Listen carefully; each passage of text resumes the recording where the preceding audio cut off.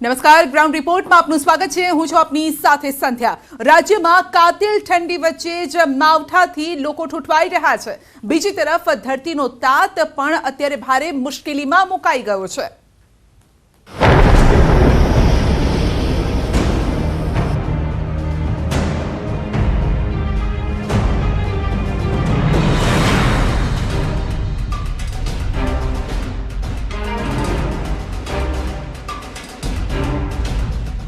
बाप रे बाप, भर शियाळे मावठानो मार। कातिल ठंडी वच्चे मावठाथी ठूठवाया लोको। हजू पण कुदरतना डबल एटेक माटे रहेजो तैयार।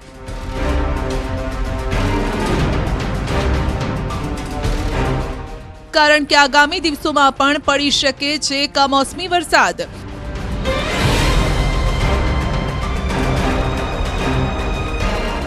हमारे खेती हाचवी केम ने खेती में उपज लेवी केम।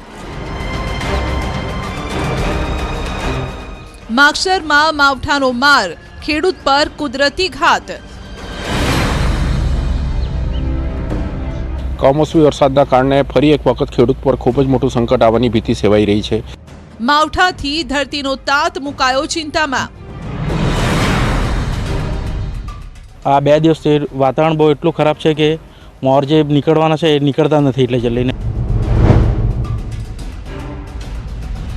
કેટલાક ગુજરાતીઓ કહી રહ્યા છે કન્ફ્યુઝન ही कन्फ्यूजन है, स्वेटर पहने या रेनकोट। આવું જ કંઈક હાલ ગુજરાતમાં જોવા મળી રહ્યું છે। ગુજરાતના કેટલાક જિલ્લાઓના આ જ હાલ છે જ્યાં ખેડૂતો પર કુદરત ફરી રૂઠી છે।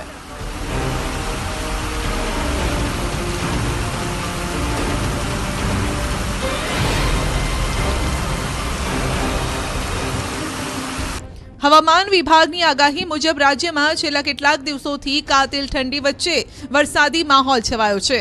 भर शियाळे कातिल ठंडी वच्चे मावठुं आवता लोको ठूठवाई रह्या छे। बीजी तरफ जगतना तातना श्वास अद्धर थई गया छे। बंगाळनी खाड़ी के अरबी समुद्र में कोईपण सिस्टम सक्रिय थाय तेनी असर गुजरातना वातावरण पर जोवा मळे छे। अरबी समुद्रमांथी आवता भेजना कारणे पण गुजरातना दरिया किनाराना तापमानमां फरक पड़तो होय छे। साथे ज बंगाळनी खाड़ीमां पण सिस्टम सर्जाय छे अने गुजरातना वातावरणमां पलटो आवे छे। चक्रवाती तोफान मैंड्रोस संदर्भे पवननी महत्तम गति 85 किलोमीटर प्रति कलाकनी झड़पने पार करवानी संभावना व्यक्त कराई छे। भारतीय हवामान विभागे मैंड्रोस चक्रवातना कारणे रेड अलर्ट जाहिर कर्युं छे। तमिलनाडु, पुडुचेरी, आंध्र प्रदेश में रेड अलर्ट, ज्यारे के तेनी असर गुजरात पर थई रही छे। गुजरात में 2 दिवस मावठानी आगाही छे। आगामी 2 दिवस तात माटे छे भारे। 2 दिवस पड़ी शके छे कमोसमी वरसाद, जेणे खेडूतोना श्वास कर्या अद्धर। અત્યારે ગુજરાતમાં જે પવનની દિશા છે તે ઉત્તર પૂર્વ તરફથી છે, એટલે કે ત્રાસા પવનો ગુજરાત તરફ આવી રહ્યા છે। તેના કારણે વહેલી સવારે ઠંડીનો અહેસાસ થઈ રહ્યો છે અને બપોર થતા ગરમીનો અહેસાસ થઈ રહ્યો છે। ત્યારે હવામાન વિભાગ દ્વારા આગાહી કરવામાં આવી છે કે બંગાળની ખાડીમાં એક સિસ્ટમ સક્રિય હતી અને નબળી પડી આગળ વધી રહી છે, જેની અસર છે તે ગુજરાતના વાતાવરણ ઉપર જોવા મળશે। એટલે કે આગામી 2 દિવસ છે તે હજુ પણ દક્ષિણ ગુજરાત અને ઉત્તર ગુજરાતના કેટલાક વિસ્તારો છે કે ત્યાં વાદળછાયું વાતાવરણ રહેશે।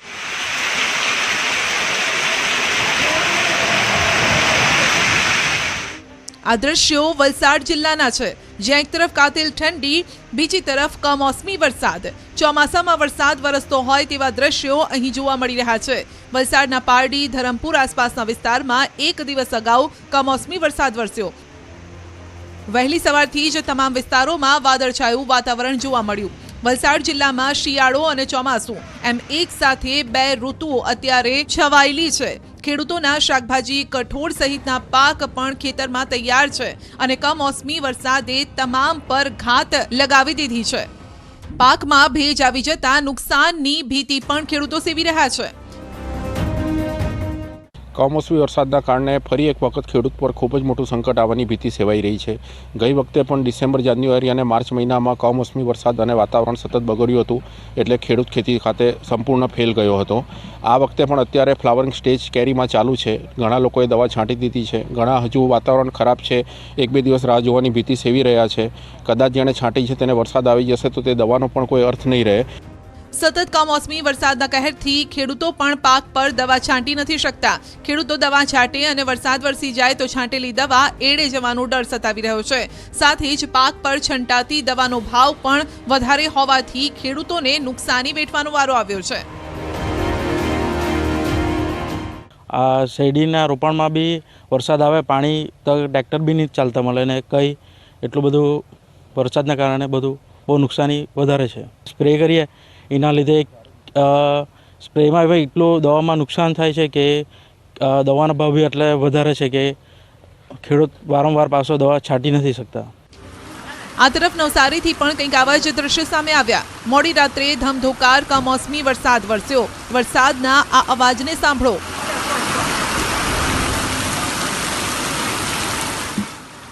જાણે કે ભર ચોમાસે મેઘરાજા વરસતા હોય તેમ મોડી રાત્રે નવસારીના વાંસદામાં કમોસમી વાવઠું પડ્યું. ધોધમાર વરસાદ પડતા રસ્તા પર પાણી ફરી વળ્યા. કમોસમી વરસાદના કારણે વાંસદા સહિત કાવડેજ ગામના ખેડૂતોના હાલ બેહાલ થયા છે. ચોમાસામાં પણ જગતના તાત પર વરસાદ કહેર બનીને વરસ્યો હતો. શિયાળામાં પણ ધમધોકાર કમોસમી વરસાદે ધરતીપુત્રને ચિંતામાં ગરકાવ કરી દીધો છે.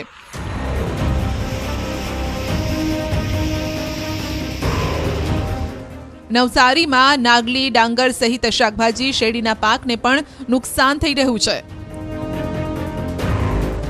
દક્ષિણ ગુજરાતના નવસારી જિલ્લાનો શાકભાજી વર્ગના પાકો, નવી શેરડીનું વાવેતર તેમજ જે 2 મુખ્ય ફળ પાક કેરી અને ચીકુ એને મોટું નુકસાન જવાનું. કેરીનું જે મોર આવ્યો એનું ખરણ થઈ જવાનું અને સિઝનમાં શરૂઆતથી જ એટલે જે કંઈક આ ભેજ આવવાનો વરસાદના કારણે, માવઠાના કારણે, એના કારણે ખેડૂતોને ટ્રીટમેન્ટ વધારવા પડવાની. ભેજ અને પાણી ભરાઈ રહેવાના કારણે પાકમાં પણ રોગ આવી જવાનો ભય ખેડૂતો સેવી રહ્યા છે. આંબી આવેલા મોર પણ ભારે કમોસમી વરસાદના કારણે ખરી ગયા છે. વરસાદની આગાહીના પગલે ખેડૂતોને આગોતરું આયોજન કરવા કૃષિ યુનિવર્સિટી દ્વારા પણ વિવિધ રીતે સલાહ પૂરી પાડવામાં આવી છે. ખાસ કરીને વરસાદના પગલે બાગાયતી અને શાકભાજી જેવા પાકો પર માઠી અસર જોવા મળશે. યુનિવર્સિટી, ખેતીવાડી ખાતું અને રાજ્ય સરકાર દ્વારા જે કંઈ આગોતરા પગલાં લેવાની વાત કરેલી છે એ સમજી વિચારી અને એ પ્રમાણે ખેડૂતે કોઠાસૂઝથી આગોતરા પગલાં લઈ અને આ કુદરત જે આપણા પર ખેડૂતો પર રૂઠી છે એ બદલાતા હવામાનમાંથી થતા નુકસાનમાંથી બચવા માટે ખેડૂતે પોતે જ ખેતીના પાકના ડૉક્ટર બનવાની જરૂર છે. પંચમહાલમાં પણ વહેલી સવારથી જ વાતાવરણમાં પલટો આવ્યો. સવારથી વાદળછાયું વાતાવરણ હોવાથી ખેડૂતો ચિંતામાં છે. પંચમહાલ જિલ્લામાં શિયાળામાં તુવેર, કપાસ, દિવેલા જેવા પાકોનું ઉત્પાદન ખેડૂતો કરતા હોય છે. કમોસમી વરસાદના કારણે હાલ તો તમામ પાકોમાં નુકસાની જોઈ રહ્યા છે ખેડૂતો. ભયંકર અસર થાય એવી શક્યતા દેખાઈ રહી છે. અત્યારે તો અમારે કપાસ, દિવેલા, ઘઉંનું વાવેતર કરવાનું છે.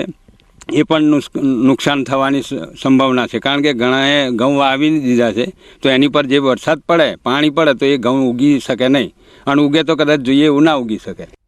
રાજ્યનો ખેડૂત આ બેવડી ઋતુના કારણે ગંભીર પરિસ્થિતિમાં મુકાયો છે, કારણ કે કુદરત ખેડૂતોના મોઢામાં આવેલો કોળિયો કમોસમી વરસાદ રૂપી છીનવી રહી છે. અમારે ઘણું બધું નુકસાન વેઠવાનો વારો આવી રહ્યો છે. એમાંથી અમને ખાતર ને બિયારણના પૈસા તો પૂરા થતા જ નથી, તો અમારે ઘરને બધું ચલાવવું કેવી રીતે? એટલે અમારે આ બધો ત્રાસ અતિશય વધી ગયો છે. આ બધાનો ઉપરથી વરસાદનો આ માવઠાની અસર થવાની.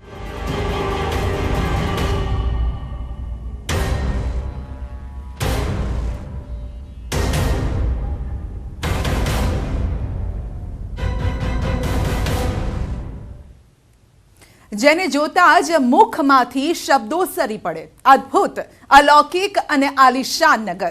વાત થઈ રહી છે શતાબ્દી મહોત્સવની, અને જ્યાં 600 એકરમાં એક આખું નગર વિકસાવવામાં આવ્યું છે.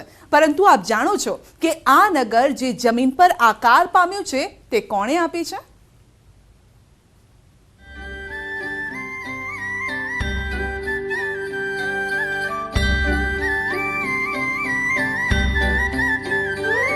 हे जन्म शताब्दी उजाविये न भूतो न भविष्यति.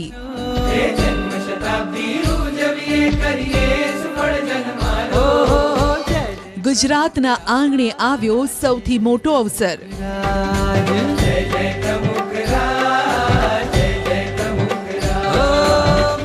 વિશ્વને આંજી દે તેવો મહોત્સવ.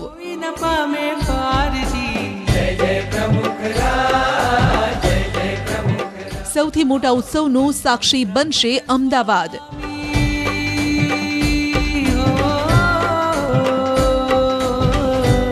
એક મહિના સુધી ચાલશે સેવા ભક્તિનો ઉત્સવ.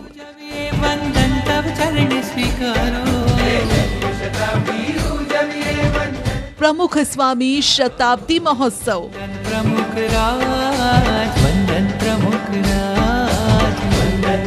જે જોઈને કોઈ પણ કહેવા માટે મજબૂર થઈ જાય કે આવી શોભા અમે ક્યાંય નથી જોઈ.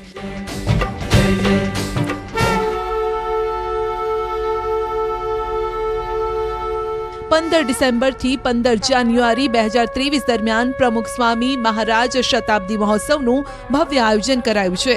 પ્રમુખ સ્વામી મહારાજ નગરમાં એક અલગ જ અને અનોખું નગર ઊભું કરાયું છે.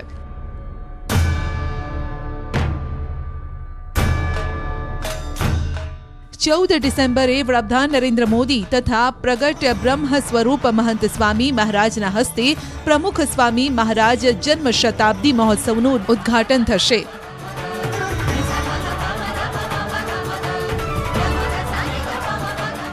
એક મહિના સુધી ચાલનારા આ મહોત્સવમાં દરરોજે ઓછામાં ઓછા 1 લાખ અને શનિ અને રવિવારે રજાઓમાં તો 2 થી 3 લાખ મુલાકાતીઓ પ્રવેશ લે તેવો અંદાજ છે.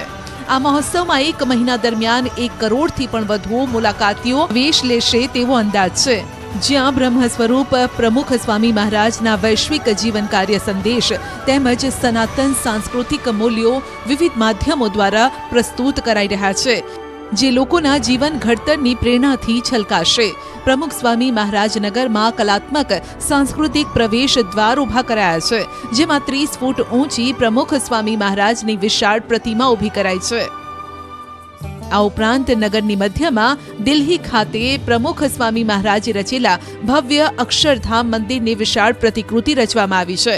તેમજ નગરમાં વિવિધ પ્રેરણાઓ આપતા પ્રદર્શન ખંડો, નૈતિક અને આધ્યાત્મિક મૂલ્યો દ્વારા જીવન ઘડતર, પારિવારિક શાંતિ, વ્યસન મુક્તિ અને રાષ્ટ્ર સેવા જેવા રોમાંચક પ્રસ્તુતિ પણ રજૂ કરાશે. પરંતુ જે ધરતી પર આખું આયોજન થઈ રહ્યું છે તે ધરતી આજે પવિત્ર થઈ ગઈ છે.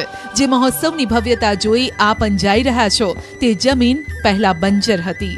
અહીં માત્ર બાવળના ઝાડ અને ખુલ્લી વેરાન જમીન સિવાય કંઈ જ ન હતું. છેલ્લા 6-8 મહિનાની મહેનતથી આજે આ સુમસામ વિસ્તાર રોશનીથી ઝળહળી ઉઠ્યો છે, જાણે કે ભગવાન સ્વામિનારાયણે પોતે જ પ્રાણ પૂરી દીધા હોય.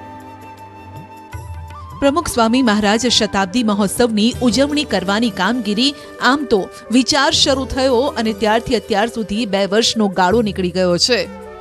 તેમાંય વળી BAPSના વડા મહંત સ્વામીએ દિવાળી અને બેસતું વર્ષ તો નગરમાં જ ઉજવવા તેવી આજ્ઞા કરી અને આ આજ્ઞાના પગલે ગુજરાતભરમાંથી હરિભક્તોએ નગરમાં સેવા આપવા માટે નામ નોંધણી કરાવવા માટે પડાપડી કરી મૂકી હતી. અમદાવાદના રિંગ રોડ પર ઓગણજ ભાડજ પાસે 600 એકરની વિશાળ ભૂમિમાં મહોત્સવ સ્થળ વિકસાવવામાં આવ્યું છે. આ નગર વાસ્તવમાં એક શહેરના ઝગમગાટને પણ ધૂંધળું પાડે તેવું છે. 300થી વધુ ખેડૂતો અને બિલ્ડરોના નિસ્વાર્થ સહયોગથી પ્રાપ્ત થયેલી ભૂમિ પર 50,000થી પણ વધુ હરિભક્તોની મહિનાઓની સેવા થકી આ નગરનું નિર્માણ થઈ શક્યું છે. આ સેવા કાર્યમાં સૌથી મોટી જવાબદારી જેમના શિરે હતી તે છે ત્રિકમભાઈ પટેલ, જેઓએ ખેડૂતોને એકઠા કર્યા, અન્ય બિલ્ડર્સને પણ એકઠા કર્યા અને 600 વીઘા જેટલી જમીન આ મહોત્સવ માટે દાનમાં આપી છે. ત્રિકમભાઈએ પણ પોતાની 14 વીઘા જમીન આ મહોત્સવ માટે દાન કરી છે. આ મહોત્સવ સાથે તેઓ છેલ્લા 2 વર્ષથી સંકળાયેલા છે. મહોત્સવમાં તેમને જે સેવાનો મોકો મળ્યો છે તેને તેઓ અવસર માની રહ્યા છે. અહીંયા જ્યારે આ સ્થળનું નક્કી થયું ત્યારે અહીંયા અમને પોતાને એટલો ખ્યાલ નહોતો કે આટલી મોટી જગ્યા અંદર અહીંયા ઉપલબ્ધ થશે. જ્યારે બાવળ અને બંજર આખી જમીન પડી હતી તો સંતોના સહયોગથી અને બીજા અમારા કલ્પેશભાઈ અને બીજા જે હરિભક્તો છે એમને અમને સાથે રાખી અને અહીંના બધા જેટલા ખેડૂતો હતા, પાર્ટીઓ હતી જે મોટી મોટી, એ લોકોને સાથે મળી અને આ સેવાનો મોકો એક મળ્યો છે તો દરેક સહયોગ આપે એવી વિનંતી કરી. વ્યવસાય બિલ્ડર એવા ત્રિકમભાઈએ માત્ર જમીન જ નથી આપી, પરંતુ જમીન સરફેસ કરવી, બ્લોક્સ મૂકવા જેવું સેવાનું કામ પણ તેઓ કર્યું છે. અને તેમનું કહેવું છે કે જ્યારે સત્સંગીઓને તેઓએ જોયા આ કામ કરતા તો તેમનો થાક પણ ઉતરી ગયો. આખા દેશમાંથી બધેથી હરિભક્તો આવતા અહીંયા સેવામાં. એમનું સમર્પણ જોઈ અમે અંદરથી એટલા બધા ગદગદિત થતા તો અમને કોઈ દિવસ થાક નથી લાગ્યો.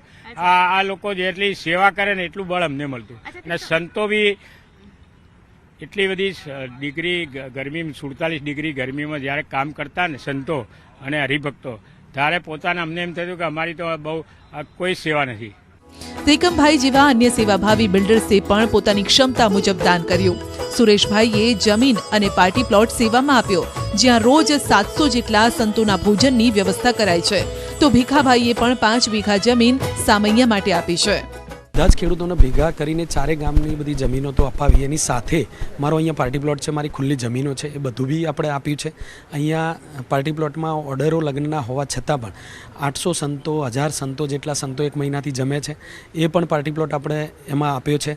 બાજુમાં મારી હીરામણી 61 કરી સ્કીમ છે, એના 61 ફ્લેટ આપણે રેડી કરીને અર્જન્ટમાં સંતોને 1 મહિનાથી રહેવા માટે આપ્યા છે. એ દરમિયાન સંતો, હું મારા ખેતરમાં આંટો મારવા આવેલો અને એ દરમિયાન સંતોએ મને વાત કરેલી કે ભાઈ આ તમારી જમીન આપણા સમય દરમિયાન ઉપયોગમાં લેવાની છે.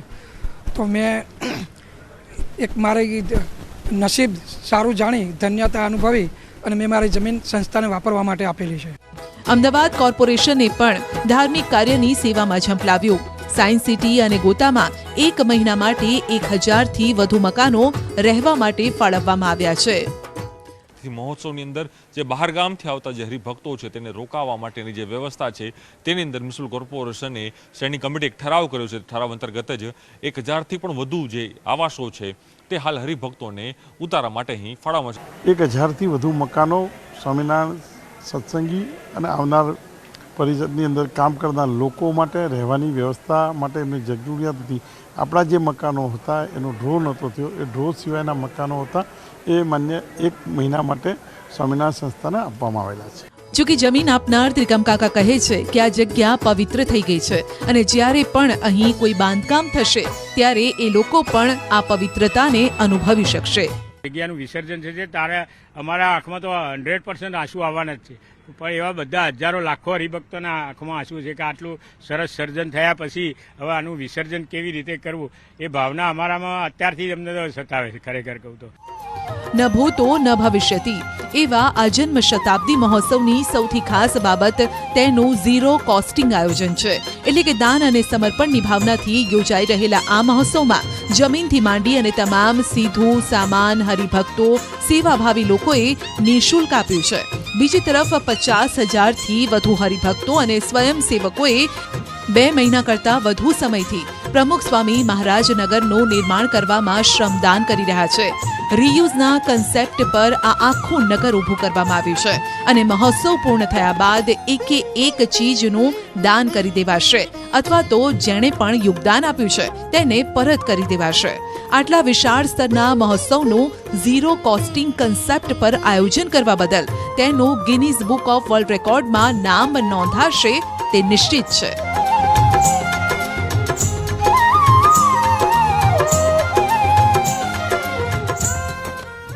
જ્યારે આખું આ એક નગર ઊભું કરાયું છે ત્યારે આપને થશે કે કઈ વસ્તુ ક્યાં છે અને કેવી રીતે ત્યાં પહોંચવું.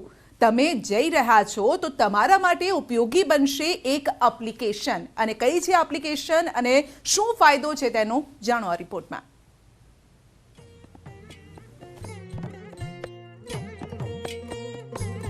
નગરની મુલાકાત લેતા પહેલા ડાઉનલોડ કરી લો આ એપ. PSM 100 નગર એપ્લિકેશન ગૂગલ પ્લે સ્ટોરમાંથી ડાઉનલોડ કરી શકાશે. 14 ડિસેમ્બરથી પ્રમુખ સ્વામી શતાબ્દી મહોત્સવ શરૂ થવાનો છે અને 15મી જાન્યુઆરી સુધી આ મહોત્સવ ચાલવાનો છે, જેમાં લાખોની સંખ્યામાં લોકો મહોત્સવની મુલાકાત લેશે. ત્યારે આ આખા મહોત્સવને ધ્યાનમાં રાખીને BAPS સંસ્થા દ્વારા એક એપ્લિકેશન તૈયાર કરાઈ છે. PSM 100 નગર એપ્લિકેશન મહોત્સવમાં ગાઈડ બનવાની છે. આ એપ પ્લે સ્ટોર પરથી ડાઉનલોડ થઈ શકશે. 30 દિવસના આ મહોત્સવમાં દેશ વિદેશના લોકો જ્યારે ભાગ લઈ રહ્યા છે ત્યારે કોઈ ખોવાઈ ન જાય અને તમામ માહિતી એક સ્થળ પરથી મળી રહે તે માટે આ એપ વિકસાવવામાં આવી છે. આ એપ આપના ઘરેથી મહોત્સવ સુધીનો રસ્તો બતાવશે. એટલું જ નહીં, સૌરાષ્ટ્ર, દક્ષિણ ગુજરાત, ઉત્તર ગુજરાત સહિત બહારગામથી જે લોકો આવે છે તેઓ માટે પણ આ એપ્લિકેશન મેપ દ્વારા ઝડપથી અહીં પહોંચવાનો રસ્તો બતાવશે. જેમ કે મહોત્સવ સ્થળે ગૂગલ પર મેપ ચેક કરો તો મહોત્સવ સ્થળે પહોંચવા અલગ અલગ રૂટ જોવા મળે છે, પરંતુ આ એપમાં સૌથી ઝડપી અને સરળ રૂટ કયો છે તે જાણી શકાશે. જય સ્વામિનારાયણ. PSM 100 નગર એપ્લિકેશન આપણને app store, Google play store પરથી પ્રાપ્ત થઈ શકશે અને તે ડાઉનલોડ કરીએ એટલે આપણા ઘરેથી અહીં મહોત્સવ સ્થળ સુધી પહોંચવાનો રસ્તો તે આપણને મેપ્સ દ્વારા દેખાડવામાં આવશે.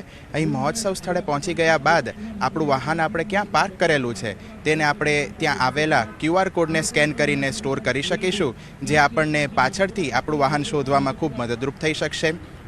મહોત્સવ ગેટની અંદર પ્રવેશ કર્યા બાદ એક પ્રથમ આપણને ઇન્ટરેક્ટિવ મેપ દેખાડવામાં આવશે, જે આપણે આપણા મોબાઈલ પર ત્યાંનો QR કોડ સ્કેન કરીને દેખી શકીશું અને તેનાથી આપણને તમામ સુવિધાઓ તે નજીકમાં નજીકની કઈ જગ્યાએ છે, કોઈ પણ અટ્રેક્શન્સ જેમ કે અક્ષરધામ છે, પ્રમુખ સ્વામી મહારાજની વિશાળ 35 ફૂટની મૂર્તિ છે, લાઇટ એન્ડ સાઉન્ડ શો, વિવિધ પ્રદર્શન ખંડો તે કઈ કઈ જગ્યાએ આવેલા છે તે આપણને તે મેપમાંથી દેખાડવામાં આવશે. તે પ્રદર્શન કેટલી મિનિટનું છે, આપણને ત્યાં પહોંચવામાં કેટલો સમય લાગશે, તે બધી જ માહિતી તેમાંથી પ્રાપ્ત થશે. તે ઉપરાંત દરરોજ સાંજે જે સાંસ્કૃતિક કાર્યક્રમો થનાર છે તેની 30 દિવસની વિગત તે પણ આપણને તે એપ્લિકેશનમાંથી પ્રાપ્ત થઈ શકશે. કોઈ ખર્ચ વિના આ એપ્લિકેશન વિકસાવવામાં આવી છે. આ એપ પર આપને 30 દિવસ યોજાનાર કાર્યક્રમ પણ બતાવશે. વોશરૂમ, હોસ્પિટલ જેવી સેવા ક્યાં મળી રહેશે તે દિશા પણ બતાવશે. ખાસ તો કોઈ મોટા કાર્યક્રમમાં આપણે પ્રવેશ તો મેળવી લઈએ છીએ, પરંતુ પાછા વળતા ભૂલી જઈએ છીએ કે કયા ગેટ પરથી આપણે આવ્યા હતા અને વાહન ક્યાં પાર્ક કર્યું છે. પરંતુ જો એ ઝંઝટમાં ન પડવું હોય તો આપ મહોત્સવમાં જતા પહેલા એપ ડાઉનલોડ કરી લેજો અને પછી શું કરવાનું છે તે સાંભળો. જ્યારે આપણે પાર્કિંગ કરીએ આપણું વાહન, ત્યાં તે પાર્કિંગની અંદર જ QR કોડ રાખવામાં આવેલો હશે. તે આપણે એપ્લિકેશનમાંથી તેને સ્કેન કરીશું એટલે આપણું પાર્કિંગ સ્પોટ તે જગ્યાએ આપણા એપ્લિકેશનમાં સ્ટોર થઈ જશે. અને જ્યારે પણ આપણે મહોત્સવ સ્થળમાંથી વિદાય લેવા માગતા હોય અને આપણા પાર્કિંગ તરફ જવું હોય તો તે આપણને ત્યાં સુધી ગાઈડ કરશે, ત્યાંનો આપણને મેપ દેખાડશે. તમારું વાહન તમે ક્યાં પાર્ક કર્યું છે તેની માહિતીથી લઈ અલગ અલગ વિભાગ ક્યાં આવેલા છે, ત્યાં કેવી રીતે પહોંચવું, આ તમામ માહિતી આપને મળશે એક એપ્લિકેશન પર. અને આ એપ એટલી સરળ છે કે તમે તમારી ટ્રીપ પણ પ્લાન કરી શકશો. માહિતી ગુજરાતી, હિન્દી અને અંગ્રેજીમાં મળી રહેશે અને આપ જાતે જ તેને ઓપરેટ પણ કરી શકશો. એટલી સરળતાથી આ એપ બનાવવામાં આવી છે. જ્યારે લાખો લોકો આ મહોત્સવનો ભાગ બનશે ત્યારે બાળકો પણ મોટેરા સાથે અહીં આવશે અને આવા સમયે આટલી વિશાળકાય જગ્યામાં કોઈ ખોવાઈ ન જાય અને વિખૂટું પડી જાય તો તેના માટે પણ ખાસ ઇન્ફોર્મેશન ડેસ્ક બનાવાયું છે, જેના માટે 150 વોલેન્ટિયર્સ સેવામાં ખડે પગે રહેશે. ઇન્ક્વાયરીના ટોટલ નગરમાં 6 કાઉન્ટર્સ છે અને અમે ઓપરેટ કરી રહ્યા છીએ અબવ 150 જે રોમિંગ મોબાઈલ છોકરાઓ ફરી રહેશે આખા નગરમાં. તો એ જનરલી જે વિઝિટર્સ છે એ છોકરાઓને પૂછશે કે આવી રીતે અમારે ક્યાં જવું છે, જનરલ ક્વેશ્ચન્સ હશે કે આ ક્યાં લોકેટ થાય છે એક્ઝેક્ટલી, તો એવી રીતે એ લોકો હેલ્પ કરશે.